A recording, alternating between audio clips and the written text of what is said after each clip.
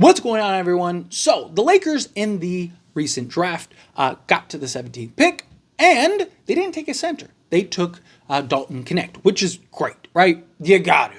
Dalton Knecht was a consensus top 10 pick, right? I mean, he was on most drafts and most mock drafts anywhere from 5 to 6. Like the lowest I saw, I think, was like 11. So this guy, bare minimum, was a top 10 pick that basically fell in your lap. You had to draft him. I mean, he, based on reports, refused to work out for the Lakers, not because he didn't want to be a Laker, but because nobody thought he was going to 17. I mean, even Rob Pelinka said in his interview that in their wildest dreams, they didn't think he'd fall to 17, right? He was a no-brainer. You had to take him. There was no center available that was like, oh, this guy has to be, right? If like Zach Edey was available, maybe there would have been this argument, but Knecht probably still would have been taken just because he's projected to be that good, ready now type guy.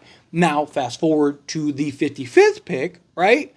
Well, in the 55th pick, the Lakers drafted Bronny. Now, again, however you guys feel about it, I know a lot of people are kind of sick about it, and a lot of people are happy about it. I'm happy about it. I actually think it's a solid pick. Who else are you getting at 55? Not talking about the 25th pick, talking about the 55th pick. There literally were 3 people taken after Bronny James, right?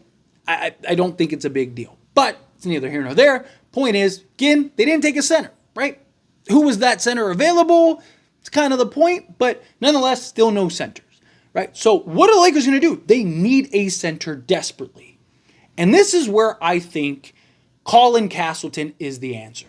Because you had the draft, no center. You went into the Exhibit 10s and your undrafted free agents. None of them are centers. They're all forwards or guards, right?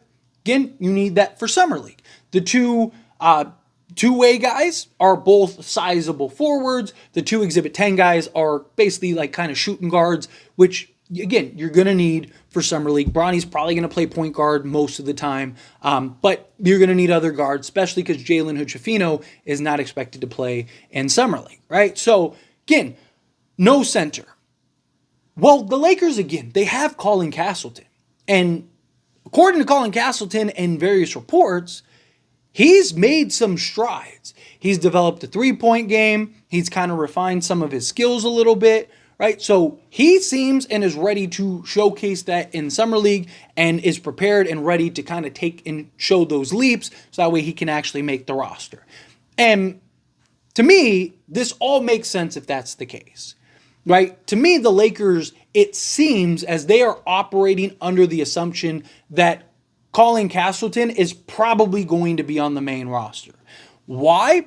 Also because they signed 2 two-way guys, and if they want to get any other guys, then they would have to waive Colin Castleton. So I think this is Colin Castleton's shot to show, hey, I'm ready, let's do it. Now, that doesn't necessarily mean that he's going to be, the first big off the bench or starting alongside Anthony Davis. You still have Jackson Hayes who could end up opting in.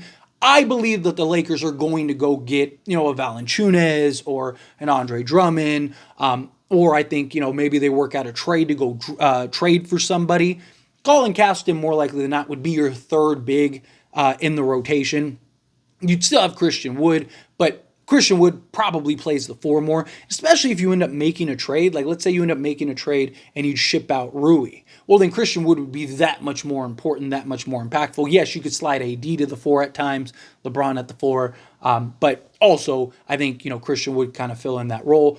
But you also got to take into account, LeBron probably misses 20 games. Anthony Davis probably misses, 20 games, let's say. So, on the nights that Anthony Davis misses, let's say, right? Well, now let's say the Lakers bring in Valanciunas, just for argument's sake.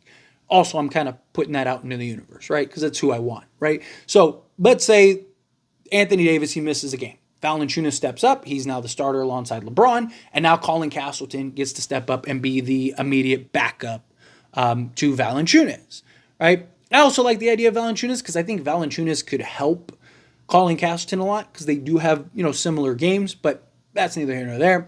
Just using Valanciunas as an example, right? And then the games that LeBron doesn't play, right? So let's say LeBron, sits out for a game. AD could slide to the 4, and then you could bring in Valanciunas to start, And then now Colin Castleton again gets to be the main big man off the bench. The other thing too is like, look, Colin Castleton will be 25 during this season. I mean, how much longer can you develop him for? I like Castleton a lot. I think he has a lot of potential. I was stoked when the Lakers were able to acquire him, right? He was a guy I was hoping and thought would get drafted, and he didn't, right? So at some point, though, it's sink or swim, right? At some point, you got to make a decision here, right? Like, how much longer can you grow and develop him? If he was 21, 22, maybe it's like, sure, give him another year or two if you have to, or if like just circumstances, let's say Jackson Hayes opts back in, and then you get a Valanciunas, like, where do you fit Castleton? Sure, I get that. It's fine. But he's not, right? You give it another year or two. I mean, at that point, he's 27. He's basically supposed to be in the prime of his career, and he hasn't even seen the basketball court. And once he gets into the league, he's probably going to take a year or two to really kind of round out and craft his game, right? Even the best of rookies take a little time to kind of get their legs under him, and he's probably not going to be playing heavy minutes, right? Like, he's probably not going to be coming in and playing 30 minutes a game to where he can kind of go through his rough patches, right? First year or two, he's probably going to be getting spot minutes, right? I think he'll play probably 2/3 of the season, but again, for a lot of it, it's probably just going to be kind of minutes here and there, probably average, 10 minutes a game, but it'll kind of be like, oh, here's a game where you're playing 20, here's a game where you're playing 4, right? But outside of garbage time, I want to see what Castleton brings. I need to see what he provides, right? Like, and so to me, I'm looking at how things are shaping up with like Summer League and, the Lakers not really going after any young centers or anything, right? And it's like, okay, if the Lakers are leaning into Castleton, then that makes sense, right? You want to first find out, is Castleton ready or not, and then make a decision accordingly. And then also, you could potentially get Jackson Hayes back, so then that could kind of throw a monkey wrench into everything, and then it's like, okay, well, now you have Jackson Hayes and Castleton as your two, like, development bigs. How many development centers are you supposed to have, right? You're not going to be able to properly develop all of them.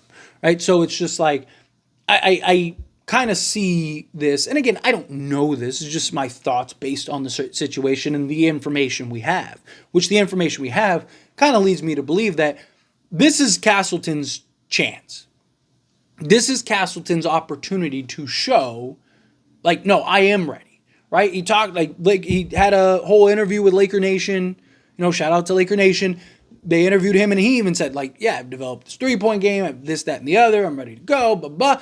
Okay, well, we need to see it. But the Lakers also have to give him that opportunity, right? The Lakers also have to put him in position to where he can do that.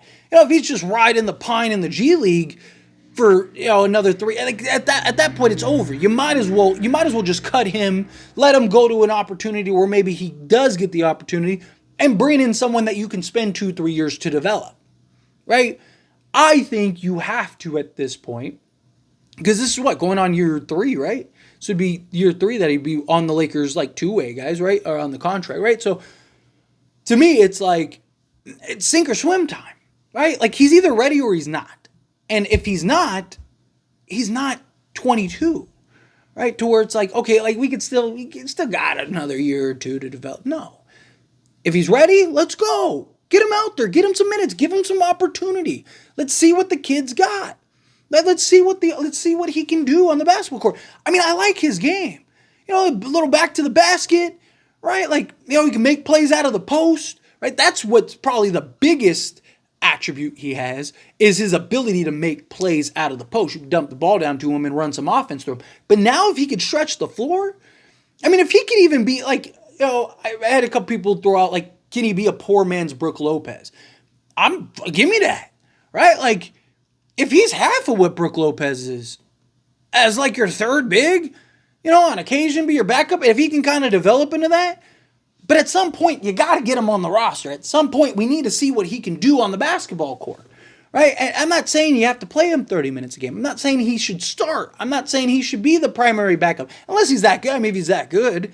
But, like, even then, it's kind of, I'd still prefer a veteran center. But to me, it's like, I just feel like right now it's really sink or swim. And I think the Lakers are kind of feeling like, okay, it's really sink or swim with him. Like, let's go. Right? Because you basically got your 3 two-way guys, right? You got Castleton, and then you got the 2 new guys that they brought in, the 2 wings. But I need to see. If he's not ready, as much as I like Castleton, you gotta cut him loose. Right? Let him go elsewhere to where maybe he can get an opportunity.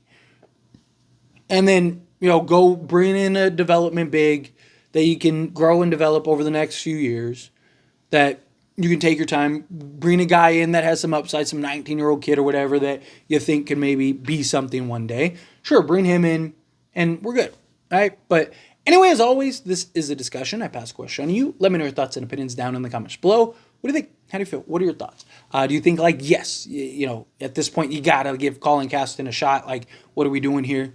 If he's either ready or he's not, do you think no? You got to go, again, you got to still get a veteran big.